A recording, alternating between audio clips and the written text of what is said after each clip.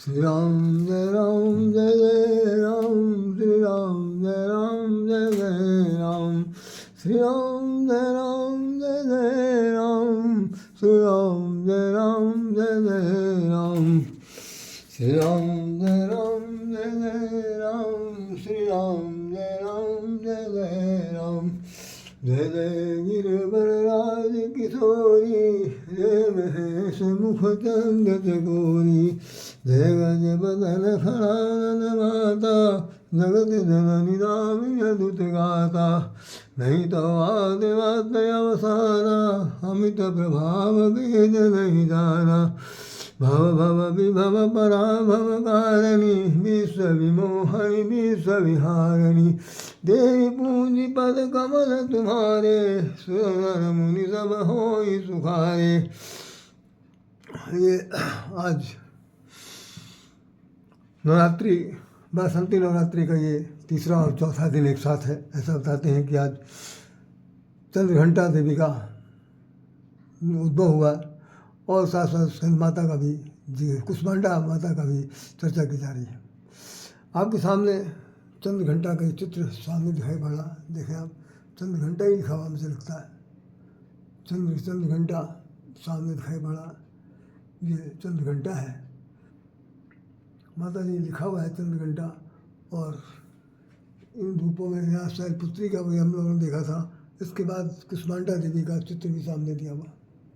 कुष्मांडा देवी का चित्र भी आपके सामने दिखाई पड़ा। ये दुर्गा जी आपके सामने सब प्रस्तुत हैं। यहाँ पर अखबार ने कहा है कि लखनऊ में जितने भी रूपों में विराजमान होती है माँ जगदम्बा, जितने मंदिर हैं उतने रूप हैं। ये जो हेडिंग लगाई गई है, इस हेडिंग को थोड़ा सा मैं समझता हूँ कि उतना उचित नहीं था, लेकिन अखबार वाले की तरफ से या जो कवरेज करते हैं उन्होंने जो लिखा वो ठीक लिखा, मैं नहीं कह सकता, लेकिन फिर भी सर्वथा उचित नहीं है। भगवान श्री कृष्ण के लिए एक बात कही गई थी, जो लिखा था कि जितने गोपी उतने ग्वाल, जितने गोपी उतने श्याम। इस तरह करके एक कहा, एक वो निकलता था कल्याण पुस्तक, उसमें इस तरह का जिक्र था। लेकिन इसमें इन्होंने लिखा जितने मंदिर हैं उतने रूप दिए गए। तो इन रूपों में देखिए, सबसे पहले चंद्रिका देवी का मंदिर का जिक्र किया गया है। काफ़ी बहुत पुराना है, 400 साल से कम नहीं है उसका हो गया। फिर यहाँ छोटी काली माता का मंदिर है, फिर मरी माता का मंदिर है। इसके बाद फिर यहाँ पर शीतला देवी का मंदिर है और संदोहन देवी का मंदिर है। साथ साथ बड़ी काली जी चौक का मंदिर है। यहाँ पर पूर्वा देवी का मंदिर है। और घसारी मंडी में बंगालियों का बंगाली क्लब है, जिसके अंदर बंगाली काली बाड़ी का मंदिर दिया हुआ। यहाँ पर संकटा देवी का मंदिर दिया हुआ। फिर दिखा रहे हैं कि हे जग तारणी जगदम्बे, जग जीवन स्वयं प्रभा जागे। शहर में एक कई जगह सूर्य की पहली किरण को अर्घ्य देते हुए नया वर्ष प्रारंभ हुआ, अर्थात हमारे यहाँ 9 संवत्सर बनाया गया। उत्तर प्रदेश के मुख्यमंत्री ने भी ये घोषणा कर दी है कि रामनवमी पर हम पूरे देश भर में अखंड पाठ का आयोजन किया जाएगा और उसको मानस का अखंड पाठ होगा। खैर, हम लोग सब लोग उसमें शरीक हों। आप भी अगर मानस में विश्वास रखते हैं, मानस के प्रति अनुराग रखते हैं, तो आप भी अखंड पाठ में शामिल होइए। जहाँ कहीं हो वहाँ करें। ये चित्र आपके सामने दिखाई पड़ रहा है कि दुष्ट विनाशन दुर्गा जय जय, दुष्ट विनाशन दुर्गा जय जय, दुष्ट विनाशन दुर्गा जय जय, काल विनाशन काली जय जय। ये लेख हमारा छपा था 17 अक्टूबर 2003 को, आज से 22 साल पहले। 22 साल पहले, बहुत पहले इसको हमने कटिंग इसकी निकाली है। तो इसमें आप देखें तो हमारा एक नाम दिखाई पड़ रहा है कहीं पर, आप चाहे तो देख सकते हैं। ये देखिए राम है, नाम दिख रहा है ना, राधेश्याम राधे इस पर लिखा हुआ है, देख सकते हैं बड़े आराम से। राधेश्याम राधे इस पर चित्र पर लिखा हुआ है। और ये लिखा हुआ है कि दुष्ट विनाशनी दुर्गा जय जय। ये है, बाकी आरती है दुर्गा जी की, इस पर हम लोग थोड़ी देर के लिए चर्चा करते हैं। आइए ब्याज। सर्वमंगल मंगलेषु श्री सर्वादि साधिके शरणे त्र्यंबके गौरी नारायणी नमस्तुते। सर्वमंगल मंगलेषु श्री सर्वादि साधिके शरणे त्र्यंबके गौरी नारायणी नमस्तुते। या देवी सर्वभूतेषु शक्तिरूपेण संस्था नमस्तस्यै नमस्तस्यै नमस्तस्यै नमो नमः। या देवी सर्वभूतेषु विद्यारूपेण संस्था नमस्तस्यै नमो नमः। या देवी सर्वभूतेषु ज्ञानरूपेण संस्था नमस्तस्यै नमस्तस्यै नमो नमः। या देवी सर्वभूतेषु लक्ष्मीरूपेण संस्था नमस्तस्यै नमो नमः। या देवी सर्वभूतेषु ब्रह्माण्डरूपेण संस्था नमस्तस्यै नमो नमः। या देवी सर्वभूतेषु सृष्टि रूपेण संस्था नमस्तस्यै नमस्तस्यै नमो नमः। बोलिए श्री जगदम्ब की जय, सिरा वाली की जय, जोता वाली की जय, अष्टभुजा वाली की जय, सभी रूपों में विद्यमान देवी भगवती माँ जगदम्ब की जय। आज मैं थोड़ा सा तबीयत भी मेरी ख़राब है, जुकाम होने की वजह से गला बंद गया है। और मैं अभी गया था अपने पड़ोस में एक मंदिर में, वहाँ के जो युवा महंत हैं श्री अनुराग दास जी महाराज, युवा है, बहुत युवा है अभी, मुझसे कम से कम तो वो बुरा न माने आप 50 साल छोटे होंगे, हमसे वो 50 साल छोटे हैं, लेकिन वो मुझे अपना बहुत बड़ा पिता तुल्य मानते हैं या अग्रज मानते हैं, जो भी मानते हो। मैं उनके मन की स्थिति को हम समझ नहीं पाए। अब तो यह है कि मैं उनको अपना बेटे जैसा ही मानता था जब पहली मेरी मुलाकात हुई थी। और वो 23 साल की उम्र में वहाँ पर आ गए थे और महात्मा का चोला पहन लिया था। तो उन्होंने, आज मंगलवार था, हनुमान जी के मंदिर में गया तो उन्होंने मुझे ये माला दे दिया। साथ साथ ये जो हमारी तरफ दोनों तरफ चोले पड़े हुए हैं, ये माँ देवी के उतारे हुए आंचल हैं, उनकी जो खासतौर से चुनरी है वो मैंने अपने सिर पर धारण किया है, आपको दिखा रहा हूँ। इन सब चीज़ों के बखान में या बताने में मुझे कोई इसलिए हिचक नहीं है क्योंकि ये सब भी कभी कभी बड़े सौभाग्य से प्रसाद मिलता है। 50 बार मंदिरों में जाते हैं, सामान लगा रहता है, लेकिन भक्तों को कुछ नहीं मिलता। जाने पहचाने लोगों को दिन को दिया जाता है, लेकिन कभी कभी ऐसा अवसर आता है कि बिना चाहते हुए मिल जाता है। लेकिन आज मेरे मन में एक बात थी कि आज ये हनुमान जी का मुझे माला मिल जाती तो बड़ी मेहरबानी होती। भगवान से मुझे कहना नहीं पड़ा और ये माला मुझे मिल गई। मैं माला लेकर आया हूँ, हनुमान जी की महती कृपा है। आज जो कुछ भी बोलेंगे वो भगवान बोलेंगे, राय शाम जैसा व्यक्ति नहीं बोल सकता। तो मैं आज बताना चाहता हूँ, चंद्रघंटा देवी का आज उद्भव हुआ है, अवतरण हुआ है, और वो विश्व के कल्याण के लिए उन्होंने एक बहुत बड़ा कदम उठाया। कथा कहानी में जो कुछ लिखा हुआ है वो तो हम अभी 2 मिनट में बता देंगे, लेकिन सच में हमें क्या कहना है, ये इस बात को कहना सुनना चाहिए। घटनाएं जो घटित हुई हैं वो अतीत में हुई हैं, ध्यान रखिएगा। घटनाएं जो घटित हुई हैं वो सृष्टि के निर्माण से के बहुत बाद हुई हैं, और युग बदलने में कम से कम 28 बार सतयुग त्रेता द्वापर आ चुका है। और हर बार एक काम खास तौर से हुआ कि देवों और देवताओं में, देव और असुर में, दानों और मानव में देवासुर संग्राम हुए। उन संग्रामों में केवल एक ही खास बात ये थी कि जिसने अपनी सत्ता को पाने के लिए जब कभी अपने अदम साहस में नहीं कह सकता, साम दाम दंड भेद की नीति अपनाता है और किसी की सत्ता को छीन लेता है, तो उस वक्त कोई ना कोई शक्ति इस धरती पर जन्म लेती है। ऐसा नहीं है कि भाई किसी काल में ऐसा नहीं हुआ, हर काल में हुआ, आज भी हो रहा है। इस घटना से आज सबक सीखने की जरूरत है, पूरे जितने लोग इस कांड को सुनेंगे।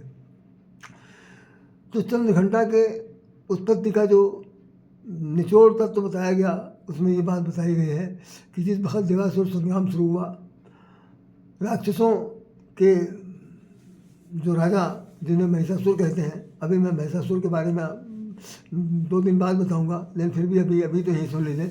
महिषासुर उसे कहते हैं मही माने धरती का असुर। महिषासुर को दूसरे शब्द में कहा था मही प्लस ईश, धरती का ईश्वर, और धरती का ईश्वर कौन? असुर। महिषासुर, महिष असुर, मही माने धरती का ईश कौन है? असुर, तो इसे महिषासुर कहते हैं। ज़्यादातर महिषासुर का शब्द लोगों ने ये समझा कि महिषासुर से कहते हैं जिसका नाम भैंस होता है, तो भैंसा होगा। तो चित्रों में जब मूर्ति दिखाई जाती है दुर्गा जी के द्वारा, जब उनका शेर और तलवार चलती है, भाला त्रिशूल चलता है, तो उसमें यही दिखाते हैं कि वो बिल्कुल भैंसा जैसा है। लेकिन शब्द ये नहीं कहता। हिंदी का शब्द ये बताता है कि महिषासुर माने धरती का ईश्वर बनने वाला, धरती पर अपने को ईश्वर के रूप में स्थापित कर लेने वाला असुर जब तांडव करता है, उपद्रव करता है, उत्पात करता है और उसके अत्याचार, दुराचार, पापाचार बढ़ जाते हैं। यहाँ तक कि जो देवत्व बुद्धि वाले हैं, जो देवता हैं, वो भी स्वर्ण पाने के लिए, अपनी ज़िंदगी को छिपाने के लिए, अपने अस्तित्व को बचाने के लिए जब श्री हरि से या अन्य महान शक्तियों से निवेदन करते हैं तो उस समय कोई ना कोई परिणाम निकलता है। जैसा परिणाक्षेप कर रहा हूँ, देखिए आज स्थिति क्या है। हमारे देश में नहीं, पूरे विश्व में जो महाशक्तियाँ हैं, जिन्हें महाशक्ति कहा जा रहा है, वो महाशक्ति वाले देश जो हैं वो छोटे देशों को दबा रही हैं, छोटे देशों को हुस्का रही हैं, लड़ने के लिए विवश कर रही हैं। यहाँ तक कि कुछ ऐसे भी देश हैं जो हमारे देश में इंटरनल आंतरिक युद्ध कराने की चेष्टा में लगे हुए हैं। शीत युद्ध कराना चाहते हैं, गृह युद्ध कराना चाहते हैं, उसके लिए हर तरह का उपाय कर रहे हैं। हर तरह के आदमी यहाँ पर भेजे जा रहे हैं जो भीतर खाती हैं। कुछ लोग यहीं के रहने वाले हैं जो यहीं पर रह करके जिस पत्तल में खा रहे हैं उसी में छेद कर रहे हैं।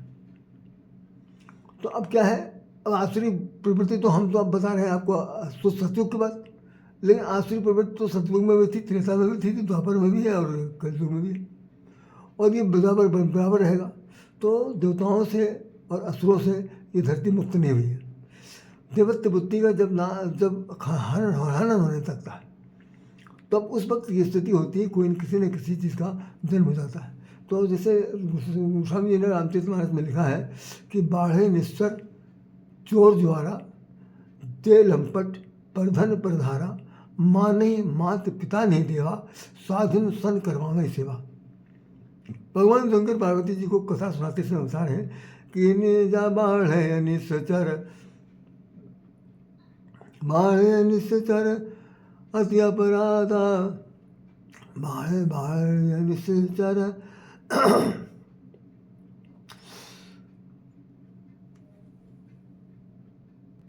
तो ये जो निश्चरों की वृद्धि हुई है, ये कहने माता पिता देवी देवता को नहीं मानते।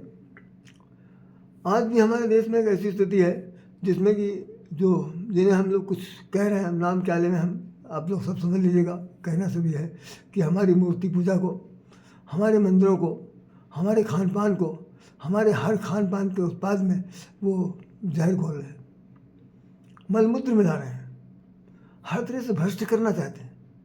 और उस भ्रष्टाचार से करना सिर्फ इसलिए चाहते हैं कि हमारा जो धर्म है भ्रष्ट हो जाए, हमारे भगवान कुपित हो जाएं जहाँ कहीं हो और वो हमारा स्वयं नाश कर दें, नहीं तो वो लोग हमें भ्रष्ट करते चले जाएंगे।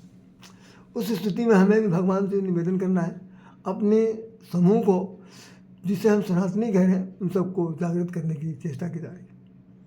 बड़ी स्थिति खराब है, अभी तो कुछ नहीं है, प्रारंभिक काल है, अभी से सब लोग चेत गए हैं तो बहुत अच्छा बात हो जाएगी।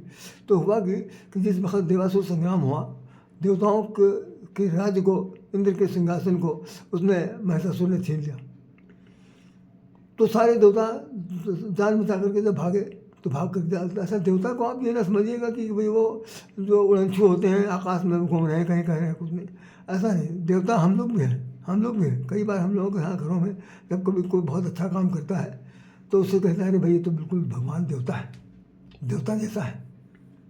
तो देवता मैंने देवता के पास भी हाथ नाक पान मुँह है, ये अलग बात जब मैं कभी बताऊँगा आपको। पितरों की सब चर्चा करेंगे, या देवताओं के बारे में समझ लीजिए। देवताओं के पास जो होती है वो क्या चीज़ है कि उनके पास अग्नि तत्व और प्राण तत्व है, और पितरों के पास अग्नि तत्व भी है, प्राण तत्व भी है, और वो जल तत्व नहीं होता, न जो जल तत्व होता है और ना वो प्राणवायु तो होते हैं दोनों में। तो ये देवता लोग जो है जब जाते हैं भगवान के पास, ब्रह्मा जी के पास, तो ब्रह्मा विष्णु महेश तीनों जो महान शक्तियाँ हैं वो लोग बहुत ज़्यादा कुपित हो गई। क्रोध में आकर के उन्होंने, उनके मुंह से जो अग्नि निकली तीनों के मुंह से। अब आप यहाँ पर सोचिए कि ये कल्पना है या ये प्रतीत है कि उनके मुंह से अग्नि निकली। उस अग्नि में एक देवी प्रकट हुई जिसका नाम चंद्रघंटा रखा गया। आमतौर पर समझ से बाहर है, क्योंकि आग निकलने से देवी प्रकट हो जाए और देवी प्रकट होने के बाद फिर उन्हें स्वरूप दिया गया। लेकिन कहानी यही कहती है कि जब तीनों देवता नाराज हुए उस घटना से, तो उन्होंने लड़ने के लिए उस एक स्त्री का स्वरूप प्रकट किया और वो अग्नि तत्व से पैदा हुई। उनके मस्तक पर चंद्रमा के समान, चंद्रमा का जैसे होता है अर्धचंद्राकार मस्तक को बना हुआ है, और वो चंद्र घंटा कहलाती है। ये घंटा जो है वो उन्होंने इंद्र ने दिया, भगवान शंकर ने त्रिशूल दिया, भगवान विष्णु ने चक्र दिया, ब्रह्मा ने तीर तलवार दी। इस तरह से करके उनको शेर से व्यवहार का हुए वो लड़ाई लड़ा जाती है। और साथ साथ वो तरह तरह के जितने भी इसमें उस असुर ने साम दाम दंड भेद जो नीति अपनाई थी, उस नीति का वो बहुत ही कठोरता के साथ, अदम्य साहस के साथ, नारी शक्ति के साथ, प्रबलता के साथ जो वो मुकाबला करती हैं, उसमें उनका तहस नहस कर डालती हैं। इस प्रकार से वो महिषासुर का वध हो गया और सृष्टि में फिर से देवत्व बुद्धि का, देवताओं के साम्राज्य की स्थापना का सुअवसर आया। तो कहने का मतलब चंद्रघंटा से जो जिक्र किया जा रहा वो सिर्फ इतना ही है कि देवी जो है वो आग से प्रकट हुई। अब आग के बारे में एक बात कही जाती है कि अग्नि में ईश्वर निवास करता है। आर्य समाज में एक बहुत बड़ा सा कॉन्सेप्ट है, उसके अंदर लिखा हुआ कि अग्नि को साक्षी मान करके सब काम होता है। मूर्ति नहीं पूजा की जाती है, वहाँ पर अग्नि को प्रकट करते हैं और वो अरिमर्दन होता है। लकड़ी घिसने के बाद जो अग्नि निकलती है, उस अग्नि में तमाम प्रकार के मंत्रों के उच्चारण के साथ आहुति डालते हैं। तो जिसके नाम से आहुति डालते हैं, मंत्र के नाम से, वो देवता प्रकट होता है। तो आग में क्या कह सकते हैं कि अग्नि में यही कहा जा सकता है कि आग तो हमारे आपके पास भी है। होता नहीं कि दिल में आग जल रही है। जब बड़े गौर से सुनिएगा, ये अब साहित्यिक भाषा बोल रहा हूँ, दिल में आग जल रही है। आहें निकल रही हैं, आंखें ढबढबाई, चितवन में आग बरसी, आई यूं रुलाई। क्या चीज़ है? आहें निकल रही हैं। अगर देवत्व बुद्धि वाला कोई देवता है तो उस आहें भर रहा है, क्योंकि सब लूटपाट लिया गया। आहें निकल रही हैं, आंखें ढबढबाई, नेत्रों में आंसू भर आए हैं, लेकिन आंसू छलक नहीं रहे और वो अपनी दुर्गति पर रोने को तैयार बैठे हैं। आहें निकल रही हैं, आंखें ढबढबाई, चितवन में आग बरसी। जो हम देख रहे हैं ना, इसके अंदर हम चितवन में आग बरसी, देखने में क्रोधातुर, क्रोधा अग्नि, भयंकर अग्नि का स्वरूप प्रकट हो रहा है। उसी अग्नि को जो है, क्योंकि अग्नि भी स्त्रीलिंग है, आग जली नहीं, आग जलाई गई, आग जली, तो उस स्त्रीलिंग को भी उन्होंने कहा कि भाई देवी के रूप प्रकट किया गया और देवी ने ये सारे काम कर दिया। हमें आप सब लोगों को भी एक बात बड़े गौर से सुनना है, समझना है कि आज वो समय आ गया है। अब चंद्रघंटा देवी तो तीसरे अवतार में है, जैसा कि हमने बताया। आप लोग भी पढ़िए कहानी किस्सा जैसा भी है। इस घटना का क्रम का सार सिर्फ इतना ही है कि जितनी भी आपके अंदर देवत्व बुद्धि है, उस देवत्व बुद्धि के नाश के लिए यदि कोई भी प्रबल अनाधिकृत शक्ति, अनाधिकृत सत्ता, अनाधिकृत चेष्टा, अनाधिकृत कर्म करने वाला बलात् अतिक्रमण करता है, तो उससे लड़ने के लिए आपके अंदर भी चंद्रघंटा जैसी अग्नि प्रकट होनी चाहिए। ये एक दो के कहने से नहीं होगा। जैसे ब्रह्मा विष्णु तीनों लोगों के मुंह से आग निकली, नाक से आग निकली, आँख से आग निकली, ये क्या है? अरे भाई, सुन करके तो आश्चर्य होता है, आग बाग कहाँ से निकल सकती है? लेकिन नहीं, वो क्रोधावेश ना करके उन्होंने एक सृष्टि की। तो ऐसा अब यही प्रश्न उठता है कि भाई स्त्री क्यों पैदा किया? खुद क्यों नहीं लड़े? एक जने महादेव हैं, दूसरे जने महाहरि हैं, दूसरे जने ब्रह्मा सृष्टि निर्माण नहीं लड़े। तो वो क्या करना चाहते हैं? वो जो राक्षस है वो ख़ास तौर से इतनी स्त्रियों को अपने भोग की सामग्री बनाना चाहता था, जैसा आज हो रहा। आज चाहते क्या है कि हिंदुओं की तमाम सारी जो कन्याएं हैं, देवियां हैं, नारियां हैं, उन सब का हम अपहरण कर लें, उन सब का हम लोग भोग कर लें और उनके द्वारा संतान उत्पत्ति करके अपनी जनसंख्या बढ़ाएं। इनके साथ जितने भी मनुष्य हैं उन सबको मार दें। जो लड़के बच्चे हैं उनको दूसरे धर्म में कन्वर्ट कर दें। करें ना करें वो बात की बात है, हो या ना हो मेरी बला से मैं नहीं जानता, लेकिन चेष्टाएँ चल रही हैं। उस वक़्त भी होता था। तो अब ये बात सुन करके अब अचंभा करने की ज़रूरत नहीं है कि कभी देवासुर संग्राम हुआ होगा, किताबों में लिखा होगा, ऐसा कुछ हर काल में, हर युग में, हर परिवर्तन में ये सब होता है और वो सभी देवता राक्षस यहीं विराजमान है। वो ना ऊपर से कोई आता है ना कोई नीचे से आता है। हम सब लोगों के बीच में जब उत्पात मचते हैं तो उत्पात का खंडन करने के लिए कोई ना कोई शक्ति का जन्म होता है। जैसे थोड़ी देर के लिए हमारे देश में जो व्यवस्था बिगड़ी हुई थी, चाहे 70 साल से बिगड़ी थी, चाहे 10 साल से बिगड़ी थी, उस बिगड़ी हुई व्यवस्था को बढ़ाने वाला कोई एक महापुरुष पैदा हो गया। अवतार नहीं हुआ, पहले से था। अचानक उसका चयन हो गया और इस धरती पर वो अगुवाई करने के लिए सामने आ गया। अब हम उनका भी नाम नहीं ले रहे हैं, आप लोग सब समझ लीजिए। सच्चाई ये है कि ऐसे ही हम सब लोगों को भी अपने बीच में रह करके चंद्रघंटा जैसी देवी को अपने मन में, बुद्धि में, विवेक में, विचार में, अपने कर्म में, मन में पैदा करना है। जो लड़ने का आपके अंदर साहस जुटाए तो चंद्रघंटा देवी का ये कार्यक्रम तभी संपन्न हो सकता है। नहीं तो ये कहानी हर वर्ष साल में 2 बार आती है। बसंती त्यौहार होता है और शारदीय त्यौहार होता है। दोनों त्योहारों में इन देवियों का नाम लिया जाता है। तो 9 दुर्गा 9 प्रकार के रूपों में इनका जो प्राकट्य है उसको हम सब लोग बखान करेंगे।